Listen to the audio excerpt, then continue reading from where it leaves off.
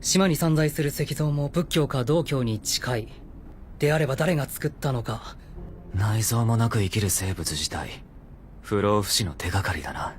私たちがすでにどっかで死んでて、ここが本物のあの世じゃなきゃね。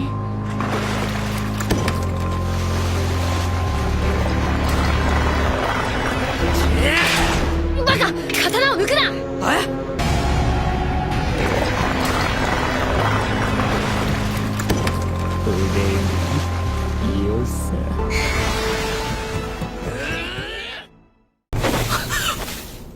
！Episode kelima dibuka dengan Sagiri yang terbangun setelah mengalami mimpi buruk. Ketika itu ayahnya menatap dia dengan tatapan kecewa. Kemudian, dia dihampiri Genji yang memberitahunya. Jika saat Sagiri pingsan akibat racun dari kupu-kupu berwajah manusia, Genji dan yang lainnya sementara tinggal di sebuah gua. Sagiri kemudian bangkit kembali untuk melanjutkan tugasnya mengawasi Gabimaru. Dan dia pun menemui Gabimaru sedang menyiapkan makanan. Senta juga memperbaiki pakaian Sagiri yang robek, dan Yuzuriha mengawasi di tempat tidur gantung. Sagiri mempertanyakan Gabimaru mengapa dia melakukan ini, mengingat waktu mereka terdesak untuk mencari ramuan keabadian. Tapi, Gabimaru sudah mempertimbangkannya dan tidak masalah dengan ini. Lalu Senta menyatakan, jika ini saat yang tepat untuk mendiskusikan apa yang mereka ketahui tentang pulau ini sambil menyantap makanan yang dibuat Gabimaru untuk mereka. Yuzuriha setuju dengan hal ini, tetapi menjadi kecewa melihat Gabimaru menyajikan makanan menggunakan bahan-bahan yang dia temukan di pulau ini. Kemudian, Gabimaru menceritakan saat dia mengumpulkan bahan-bahan makanan. Saat itu, dia meluangkan waktu untuk mengintai pulau, tapi, sama sekali tidak menemukan apapun yang menyerupai penggambaran ramuan keabadian. Yuzuriha bertanya, apakah Gabimaru mengetahui sesuatu tentang ramuan keabadian yang tidak dia ceritakan kepada mereka. Tidak ingin berbicara tentang kepala suku Iwagakure, Gabimaru berbohong dengan mengatakan, jika dia hanya mencari berdasarkan gambar yang ada pada kertas petunjuk. Lalu Gabimaru memberitahu mereka tentang spesies tanaman yang dikenal dan juga tidak dikenal, serta menemukan tubuh para samurai yang telah ditumbuhi bunga. Mendengar ini, Yuzuriha melempar makanannya ke Gabimaru dengan jijik, setelah berpikir bahwa dia telah menggunakan samurai yang mekar sebagai bahan makanan. Dan Gabimaru pun menyatakan jika dia tidak melakukan hal itu. Kemudian Senta mengungkapkan pendapatnya, untuk mencari ramuan keabadian tidak harus terpaku pada penggambaran di petunjuk.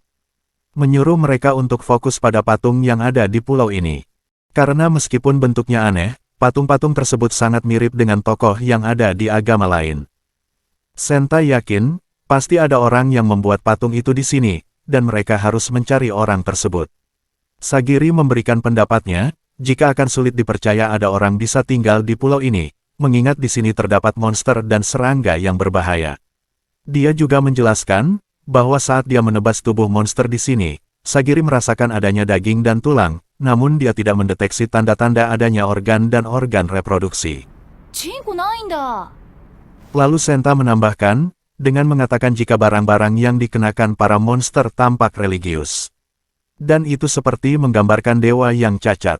Mereka memang menyeramkan, tapi tidak memiliki pemikiran yang cerdas, serta tidak realistis untuk disebut produk alami dan terlalu nyata untuk disebut mistis.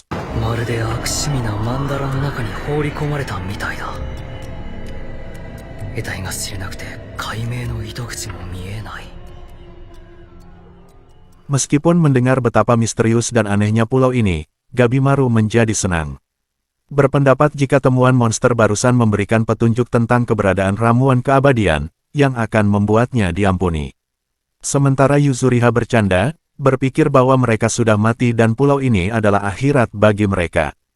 Senta setuju dengan Gabimaru, jika mereka harus terus mempelajari monster untuk mendapatkan petunjuk tentang ramuan keabadian.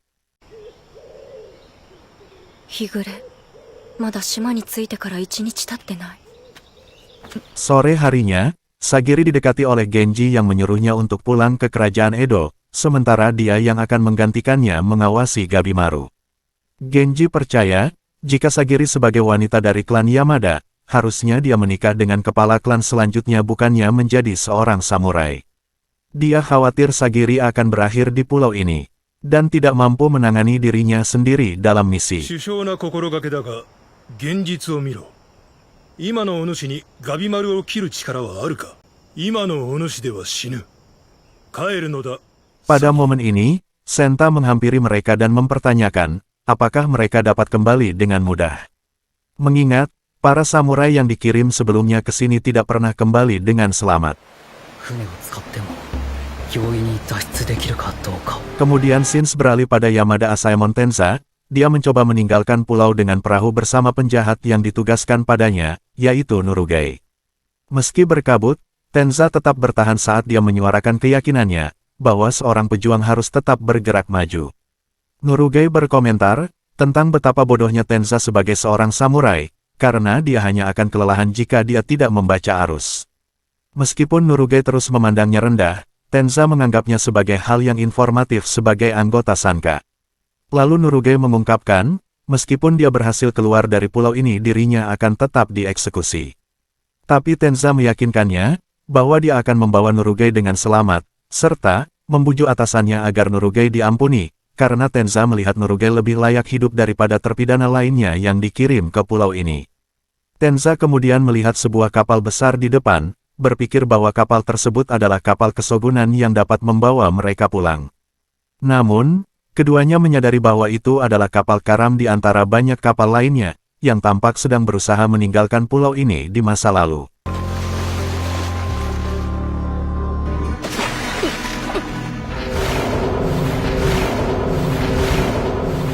Tenza kemudian menghunus pedangnya setelah melihat dua sosok bayangan di dekatnya. Tetapi disuruh oleh Nurugai untuk menyingkirkannya, karena benda yang berkilau akan menarik perhatian hewan akibat merasa terancam. Lalu tentakel besar menyerang mereka dan menghancurkan perahunya.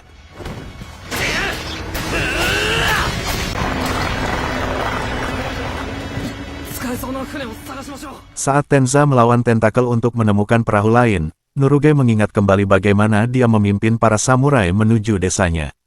Dia berpikir para samurai tersebut sedang tersesat, namun nyatanya mereka memang sedang mencari desa tempat Nurugai tinggal untuk dihabisi, karena dianggap pemberontak oleh kerajaan. Kakeknya beserta teman-temannya pun tewas di tangan para samurai, dan Nurugai sendiri dibawa untuk dieksekusi. Nurugai juga mengingat saat dia bertemu Tenza di penjara yang menawarinya ekspedisi ke Shinsenkyo, karena Tenza percaya bahwa dirinya telah dihukum secara salah.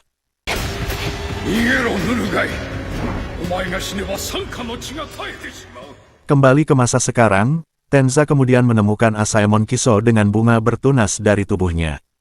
Lalu tiba-tiba, tentakel menyerang mereka dan merobek tubuh Asaemon Kiso.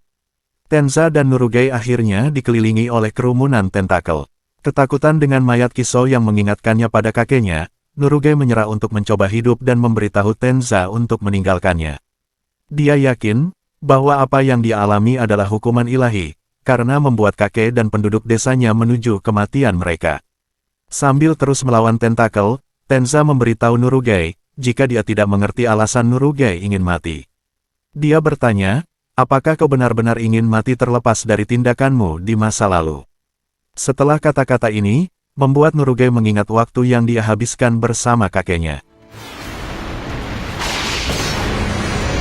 Nurugai menitikkan air mata menjawab, bahwa dia ingin bertahan hidup dan kembali ke rumah. Mendengar ini, Tenza memberinya salah satu pedangnya agar dia bisa bertarung untuk bertahan hidup.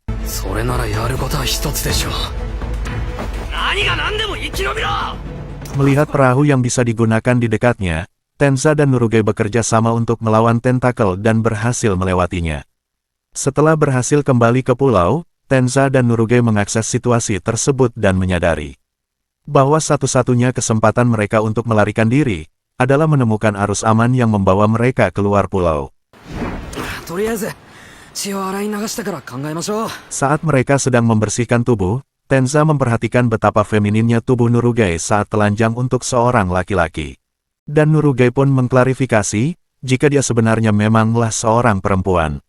Pernyataan itu sontak membuat Tenza kaget yang baru mengetahuinya selama ini.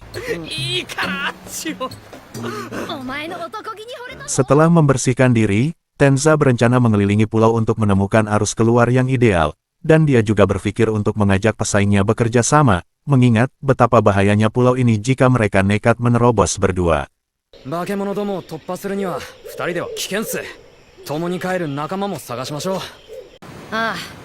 多分この周囲の海流すべてが島に流れ着くように。 Kemudian, Shinji beralih pada Genji berjalan pergi, dan memberitahu Sagiri untuk pergi setelah fajar.